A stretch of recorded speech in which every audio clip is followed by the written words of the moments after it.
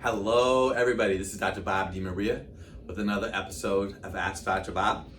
Very good questions, as always, and we do appreciate questions that we receive from all over the world.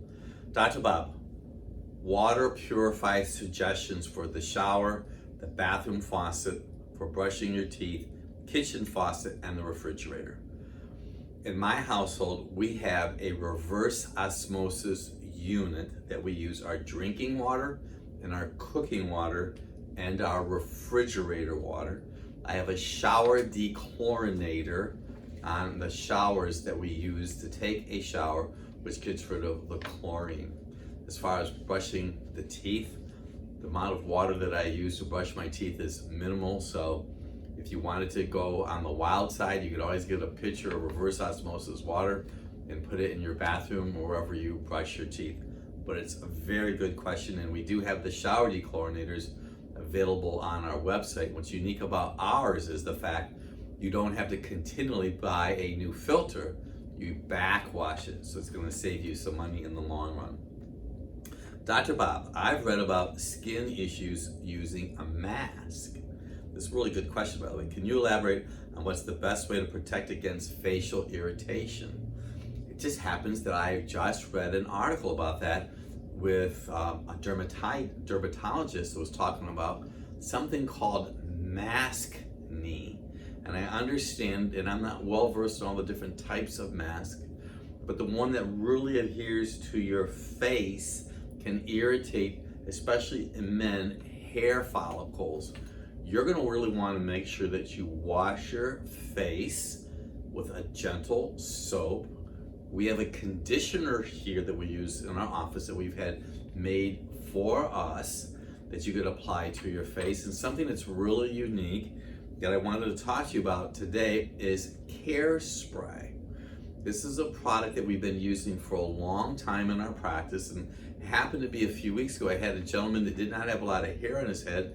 He had a very bad skin irritation, and I suggested he spray this in the top of his head, which he did, and it cleared it up. This has zinc in it. So if you're starting to get some irritation with the mask and have been told you have MaskNe, which is like acne of the face, you may want to close your eyes and gently spray some of the Zorex spray on your face, and you might want to do it as a preventative maintenance.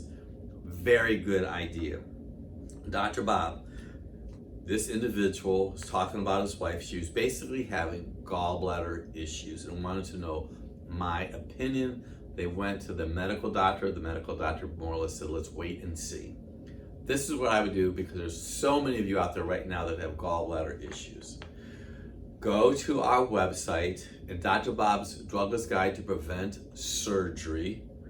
You want to get the gallbladder chapter, download it and read it. And after you're done with that, you want to get Dr. Bob's Drugless Guide to Detoxification. Yes, we've helped people with congested gallbladders. You have to do a little research on your own. If you don't find the answer you're looking for, you may consider scheduling a personal consultation with me, because you don't want to have your gallbladder out if it's not necessary. Last question, Dr. Bob, can you heal a leaky gut and SIBO, which is small intestinal bacterial overgrowth, by eating clean, or do you need to take, and they mentioned, a particular medication?